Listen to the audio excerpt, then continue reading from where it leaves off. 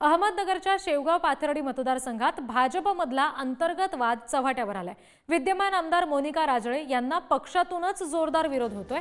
भाजप प्रदेश सचिव अरुण मुंडे, ओबीसी सेलचे जिल्हाध्यक्ष गोकुळ दौंड हे लढण्यासाठी इच्छुक आहेत आणि शेवगावमध्ये निर्धार मेळावा घेत विधानसभा लढण्याची इच्छा सुद्धा त्यांनी व्यक्त केली आहे। विद्यमान आमदार मोनिका राजळे यांनी मतदारसंघात काम केलंच नाही असा आरोपही त्यांनी केलेला आहे। या निर्धार मेळाव्याची संकल्प हे की आम्हाला भारतीय जनता पार्टीचे तिकीट घेऊन लढायचे, हा निर्धार फायनल। तो निर्धार विधानसभेला लढायचंय, हा निर्धार, आणि भारतीय जनता पार्टीचं तिकीटच घ्यायचंय, हा निर्धार। आम्ही बहीण म्हणून त्यांच्या मागे उभा राहून आमच्या भावाची भूमिका आम्ही निभावलेली। आता आम्ही त्या बहिणींना सुद्धा आवाहन करतो, आता आमच्या भावाच्या पाठीमागे उभा राहा आणि आता ह्या वेळेस तुम्ही थांबा, कारण जनताची मूड तुमच्या बाबतीत क्लिअर नाही।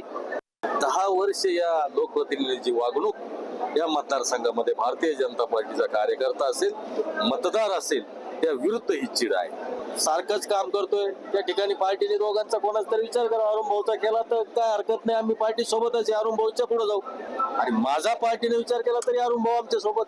पण आमचं म्हणणं एवढंच आहे, पार्टीने भारतीय जनता पार्टीचे निष्ठावान कार्यकर्ते, जुने कार्यकर्ते, ज्यांनी पार्टीसाठी 20-25 वर्ष काम केलं, त्या कार्यकर्त्याचा विचार करावा, एवढीच आमची भूमिका आहे।